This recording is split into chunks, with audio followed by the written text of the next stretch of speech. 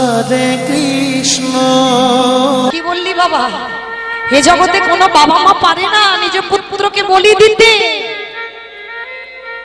কে গো মা, পারে কোনো বাবা মা নিজ হাতে বলি দিতে? পারে কোনো বাবা মা? পারে। মহাভারতে দাতা কর্ণ, মা পদ্মাবতী, এই আপনাদের মতো আমাদের মতো মায়া মোহতে যারা ডুবে আছে এদের দ্বারা হবে না। ভগবানমুখী হতে গেলে বাবা তোমার মায়া মমতা সব ত্যাগ করতে হবে। এক জায়গায় তোমার মায়া থাকবে, যেটা হলো আমার গোবিন্দ চরণ। আর কোন কারোর প্রতি যেন তোমার লালসা না জন্মে যায়। এই যে মহাভারতে মা পদ্মাবতী জগতে কত বড় নারী ছিল, কত বড় মা। ভগবান একাদশী করে দ্বাদশীতে গিয়েছিল পালন করবে বলে, পদ্মা আমি তোমার বাড়িতে একটু মাংস খেতে চাই, তবে অন্য কোনো মাংস নয়, তোমার একমাত্র পুত্র, তোমার একমাত্র নয়নের মণি, ওই বিষকেতুর মস্তক ছেদন করে মাংস করে দাও। পদ্মা মা বলেছিল, বা ঠাকুর বাহ বাহ, আমি তো এটাই চেয়েছিলাম যে আমার পুত্র বৈষ্ণব সেবায় যায়। হয়তো সমাজ আমায় বলবে রাক্ষসী পাষাণী, বলি বলুন বলুন, কিন্তু আমি তো জানবো এ ছেলে আমার আজকের বৈষ্ণব সেবায় গেছে। বাবা মা কোরাদ নিয়েছে একমাত্র পুত্র। বিশ্ব বলে উঠলেন, মা শেষ বেলার মতো একটু তোমাকে প্রণাম করতে দেবে। জননী জন্মভূমি স্বর্গাদপি গরীয়সী, পিতা স্বর্গ পিতা ধর্ম পিতহি প্রীতিমা পূর্ণে প্রিয়ন্তে সর্বদেবতা। পিতাকে প্রণাম করলো, হাড়ি কাটে মাথা রেখেছে। কেঁদো না মা, তোমার চোখের জলে আমার যাত্রা পথ পিছু।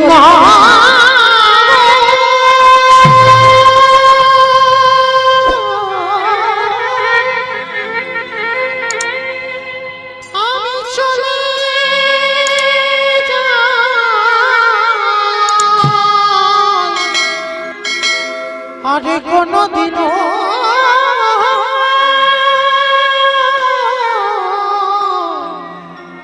দেখা হবে না। হাড়ি কাটে রেখে একমাত্র পুত্রের মস্তকে ছেদন করে মাথাটা ঠাকুর ঘরে রেখে দিয়েছিল, দেহটা মাংস করে আজ অতিথি সেবায় দিয়েছিল। কিন্তু বাবা পরক্ষণে আমার ভগবান বলেছিল, পদ্মা সব রান্না করলে ওই তোমার ছেলের মাথা দিয়ে অম্বল করে দিলে না। আমি অম্বল খেতে ভালোবাসি, অম্বল দাও। ছেলের মাথাটা নিয়ে চোখ নাক মুখ টুকরো টুকরো করে বৈষ্ণব সেবায় অম্বল করে দিল। কিন্তু বাবা পরক্ষণে ওই মরা ছেলে আবার ফিরে পেয়েছে। হতেও তো পারে যে চারজন বৈষ্ণব সেই হলো তোমার আরাধ্য দেবতা। ঘরে অস্ত্র কাতো মাথা, বাবা উন্মাদ পাগল, একবার মনে করে আমার ছেলে চাই, একবার মনে করে অতিথি সেবা। আর এই দুটো চিন্তা করতে করতে হাতে অস্ত্রটা তুলে নিয়ে একমাত্র সন্তানের মস্তকটাকে ছেদন করে দিয়েছে। আর যেই না মাথাটা কেটে দিল বাবা, ওদিকে দোকানদার পাটা টেনেছে, দেখে না গলা থেকে কাটা। আর বাবা তাড়াতাড়ি করে মাথাটা নিয়ে ছুটতে ছুটতে ছুটতে ছুটতে গিয়ে ওই যমুনার জলে ছেলের মাথাটাকে ফেলে দেয়। আর দোকানদার দেহটা নিয়ে যমুনার জলে ফেলে দিয়েছে।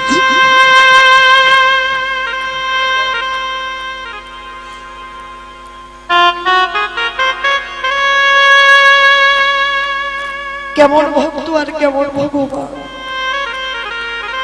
ছেলের দেহ আর মাথাটা ঘোরাঘুরি করছে।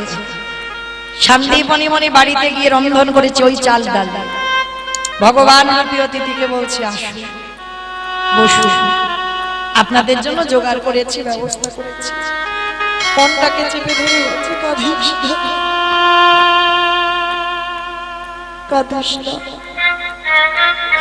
কাঁদবি কেন? আজকে তোর ছেলে ভক্ত সেবায় গেছে, এর মতো ভাগ্য গজনের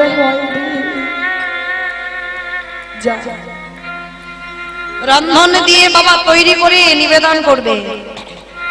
ভগবান বলে বলেন, মণিবর সকাল হতে আর একটু দেরি আছে, চলো আমরা স্নানটা করে আসি।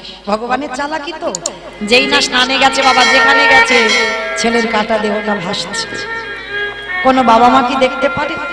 পিছন ঘুরে দাঁড়িয়ে আছে। ভগবান চালাকি করে প্রশ্ন করছে, মণিবর ভালো করে দেখো তো ছেলেটাকে কি তুমি চেনো? এক বাক্যে বলেছিল, আমি চিনি না, জানি না, দেখি। ভগবান বললে, আহে রে, অতিথি সেবা দিতে গিয়ে নিজ পুত্রকে অস্বীকার, এমন ভক্ত জগতে বড় দুর্লভ। আমি যদি ওই ভক্তকে কাঙাল করে রাখি, আমাকে এই দুনিয়াতে কেউ ভগবান বলবে না। ওই ভক্তের মনের আশা যদি পূর্ণ না করি, জগতে আমায় কেউ ভগবান বলবে না। দাঁড়া, আজকে কি করেছে বাবা? যেই না আমার ভগবান ছদ্মবেশে বলছে, মণিবর আমি ধ্যানে বসতে পারি, আর ধ্যানে বসে যদি দেখি তোমার সঙ্গে রক্তের সম্পর্ক আছে, আমি কিন্তু সেবা পেতে যাব না। চরণটা ধরে বললেন, বৈষ্ণব এ অন্য কেউ নয়, আমার একমাত্র পুত্র বটুরি দেব। কি করে হলো? সমস্ত ঘটনাটা খুলে বললেন। আর বলার পরে বলছে, দাঁড়াও দাঁড়াও দাঁড়াও, চিন্তা করো না, তোমার ছেলেটাকে আমি বাঁচিয়ে দেব। আমি একটা মন্ত্র জানি। দেহটা তীরে তুলেছে, মাথাটা তীরে তুলেছে, নয়ন ইঙ্গিত করে ব্রহ্মাকে ডাকছে, ব্রহ্মা দেখো তো তুমি দেহটা জোড়া লাগাতে পারো কিনা। ব্রহ্মা বাবা এদিক ওদিক করে চেষ্টা করছে, জোড়া লাগাতে পারছে না। ভোলানাথকে রেখেছে, ভোলানাথ দেখো তো তুমি পারো কিনা। ভোলানাথ অনেক করে চেষ্টা করছে বাবা, জোড়া লাগাতে পারছে না। এইবার যে নিজের নামের নামই ভগবান স্বয়ং গিয়ে জোড়া লাগাতে চাইছে, জোড়া লাগাতে পারছে না। তাহলে মা বলেছিলাম, আমার সময়ের শেষ মুহূর্তে দুটো প্রশ্ন আছে, সেই উত্তর নেব আমি, তারপরে চলে যাব। এবার প্রশ্নের উত্তরগুলো দাও। ব্রহ্মা বিষ্ণু মহেশ্বর কেউ পাচ্ছে না কাটা দেহ জোড়া লাগাতে, আর কে বাকি আছে? নারদ। নারদ বাকি আছে। ভগবান বলছে, দেবর্ষি দেখো তো তুমি পারো কিনা। আর নারদের অভ্যাসটা কি? হাতে মোড়ারে মাধু কইটাবে ভাঙারে, গোপাল গোবিন্দ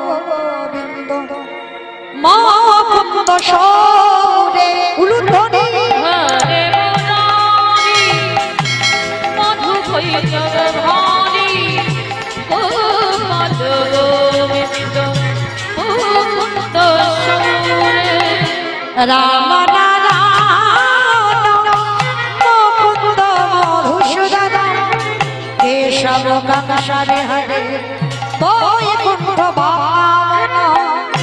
রাম নারায়ণ মুকুন্দ মধুসূদন, কেশব কাঙ্ক্ষারে হরে বৈকুণ্ঠ বামন।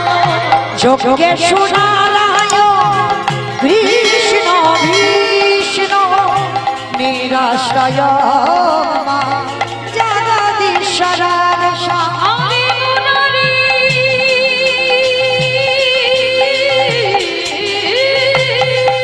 হৃদয় গৌর প্রেমানন্দে হরি বল হরি বল হরি বল।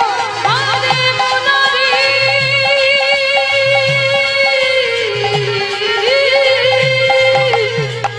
মুরারি মুরারি নারায়ণ নারায়ণ। এক হাতে মাথা যেই না দুটো এক জায়গা করেছে বাবা, আঠার মতো একেবারে আটকে গেছে। তার নারদ দেখা মাত্র বাবা সঙ্গে ওঠা তো, তোমরা জোড়া লাগাতে গেলে লাগলো না, আর আমি ঠেকাতেই জোড়া লেগে গেল কি করে? বলে, হে দেবর্ষি একেবারে মনে করে দেখো সেই ত্রেতা যুগের কথা। কি গো ত্রেতা যুগে সীতামাকে উদ্ধার করবে বলে হনুমানের দল আর ভল্লুকের দল কি করেছিল? সাগরের সেতু নির্মাণ করছিল, তাই না? কি গো শুধু হনুমান আর ভল্লুক, ওর ভিতরে আরো একজন কাজ করেছিল, কে জানো? যার পিঠে দেখবেন হাত বোলানোর চিহ্ন আছে, কাঠ বিড়ালি, তাই না? তাহলে দেখেন আমরা মানুষ হয়ে প্রভুর সেবায় লাগি না, আর একটা ক্ষুদ্র প্রাণ সেও কিন্তু প্রভুর সেবার কাজে লেগেছিল।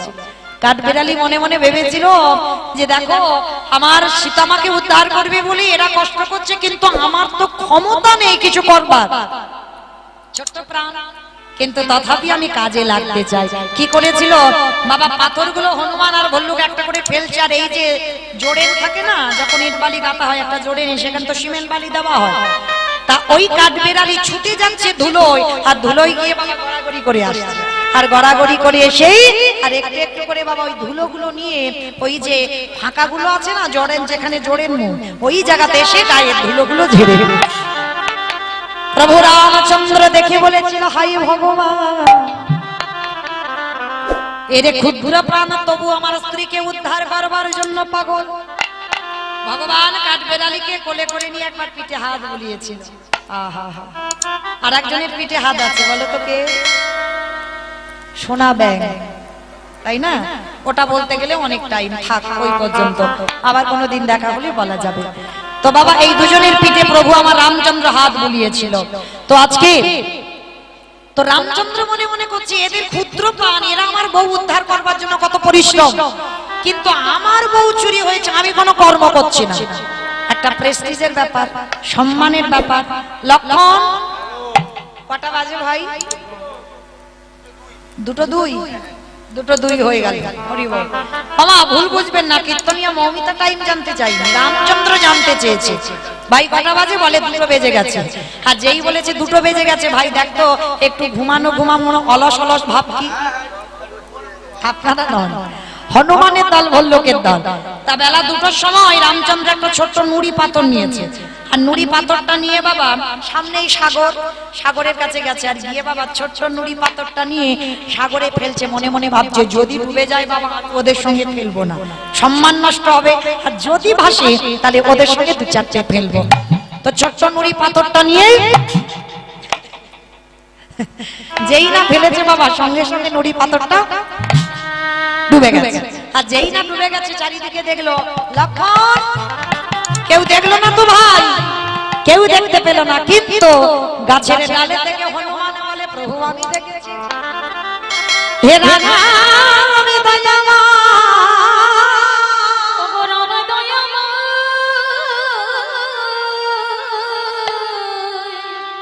আজ তুমি যে পাথরে ফেলেছো তার গায়ে রাম নামে লেখা নাই, আর আমরা যে পাথরে ফেলেছি তার গায়ে রাম নাম লেখা আছে। আজও যারা যাবেন রামেশ্বরে গিয়ে দেখে আসবেন, ওই রামের নামের গুণে ছিল জলে ভাসে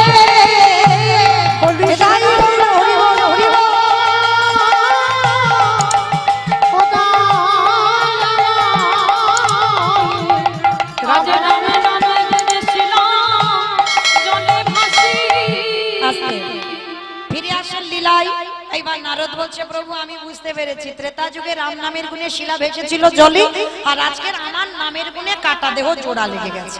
প্রভু একটু দাঁড়াও, আমি যাব আর আসবো। আমি বলেছিলাম একজনকে টাইম দেওয়া আছে, এই টাইমে তোমার সঙ্গে আমার দেখা হবে, মনে পড়ছে? ভুলে গেছো? কে বসে আছে নারদের জন্য? বলো, এই উত্তরটা দিলেই আমার ছুটি। হ্যাঁ, সেই বুড়িমা বসে আছে। বেশ, আমি বলেছিলাম 2টোর মধ্যে উত্তরটা দিয়ে তবে যাব। সেই বুড়িমার কাছে গেছে, বুড়িমা নয়, তিনি হলেন জগৎজননী মা দুর্গা।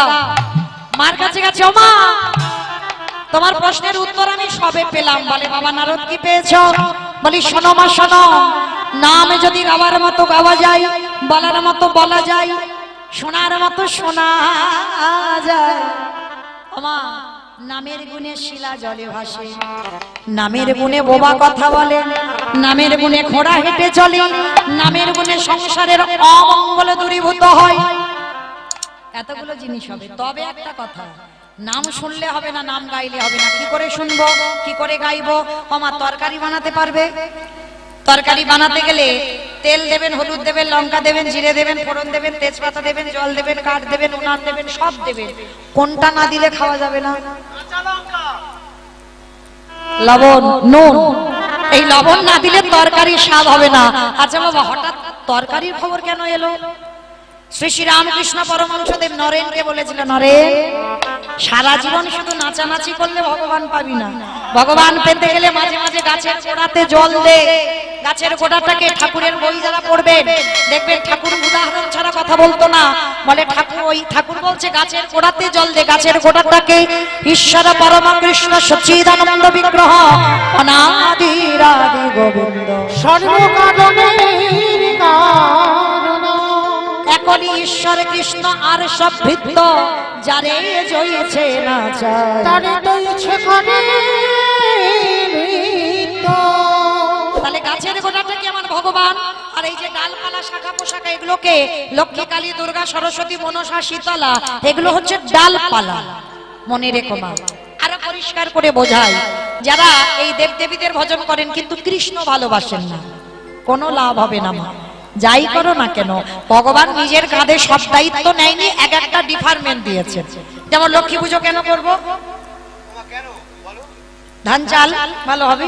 সরস্বতী পুজো বিদ্যা বুদ্ধি, গণেশ পুজো ব্যবসা বাণিজ্য, মনসা পূজা, তাই তো, যাতে না দংশন করে এর জন্য। কার্তিক পূজা যেন কার্তিকের মতো একটা ছেলে হয়, তাই না? তাহলে ভগবান নিজের হাতে সব সামলাইনি, এক একটা করে দায়িত্ব দিয়ে দিয়েছে। বলে অত ঝামেলা আমার মাথায় রেখে কাজ নাই। কিন্তু মূল গাছের গোড়া হলো আমার ভগবান। কেউ যদি অন্যান্য দেবদেবীকে প্রণাম করতে ভুলে যাও, হয়তো কৃষ্ণ ভক্ত যদি ভুলেও যাও, যদি হয়তো পাশ থেকে চলে যাচ্ছ, ভগবান বলছে তাতে অসুবিধা নাই, কারণ আমাকে প্রণাম করা মানে আমি সবার কাছে পৌঁছে দেব। ঘটু বাবা মা বর্তমানে জীবিত, 5টা ছেলে বউ নাতিপুতি আছে। বলো তোমার নিমন্ত্রণ পত্র, এক সংসারে নিমন্ত্রণ পত্র ছাপানো যদি হয়, কার নামে পত্র লেখা হবে? বৌমার নামে নাকি হবে? হ্যাঁ, বাবার নামে। আর বাবার নামে যদি পত্রটা লেখা হয় বাবা, তার পরিবারকে বলতে লাগবে না, ছেলে বউ নাতিপুতি কাউকে বলতে লাগবে না, কারণ এক সংসারে যেহেতু আছে, বাবাকে বলা মানে ও সবার নিমন্ত্রণ। ঠিক তদ্রূপ আমাদের বিশ্ব পিতা হলেন আমার ভগবান কৃষ্ণ। আর তাকে যদি কেউ একবার প্রণাম করে, তাকে যদি কেউ একবার ভালোবাসে, আর যদি কাউকে প্রণাম নাও করে, আর তাতে অসুবিধা হবে না। ভগবান বললেন সবার প্রণাম আমি ভগবান পৌঁছে দেব। কিন্তু বাবা এখনো তরকারির খবরটা পাওয়া গেল না। পেয়েছি তরকারির খবর। তরকারিতে লবণ দিলে তবে তরকারির স্বাদ হয়। কেন বললাম? কীর্তন শুনলে হবে না, কীর্তন গাইলে হবে না।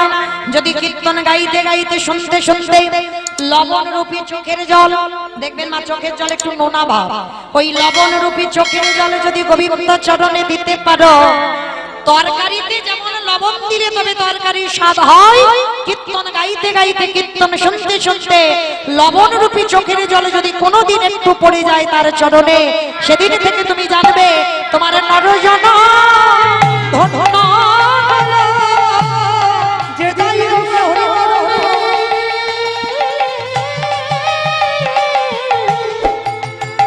কৃষ্ণ বলে কাঁদিতে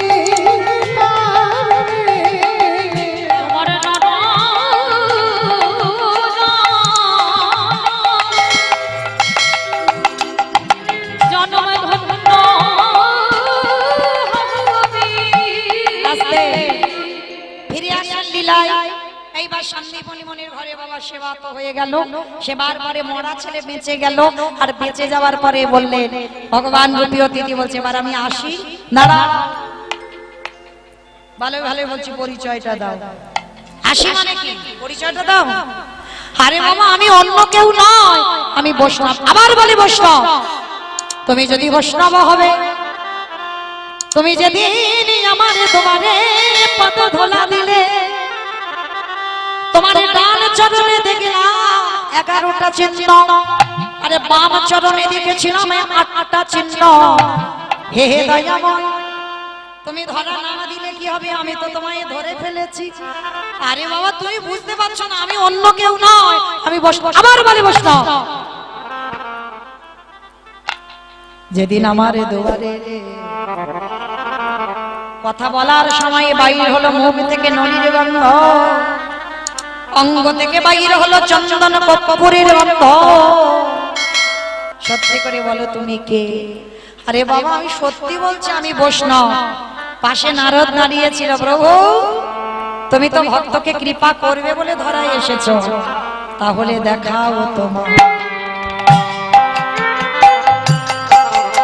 তোমার স্বরূপ। এই স্বরূপে দেখে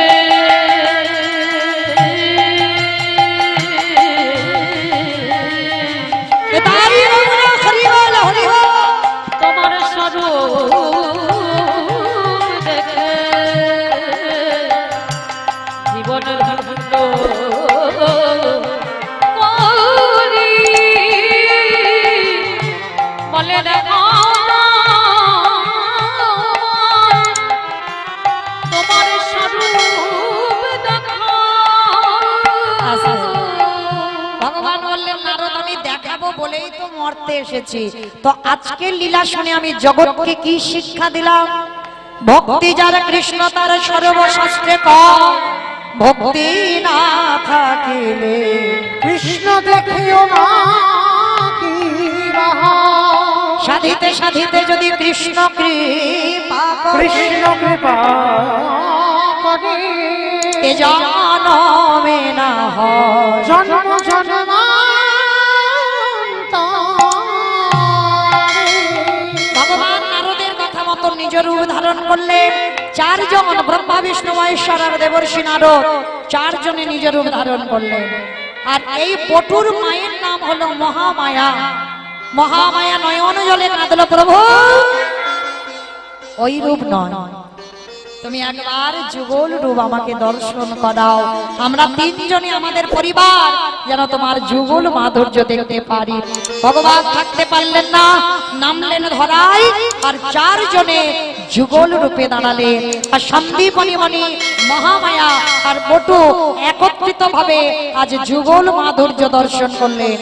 শ্যামের বামে, শ্যামের বামে, শ্যামের বামে দাদা গেল নবীন কিশোরী।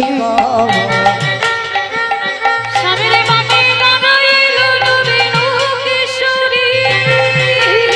আর স্বামীর ভাবি দাঁড়াইল নবীন কিশোরী গো। স্বামীর বামে দাঁড়াইল নবীন কিশোরী। আখিল লীলা শাখা জানি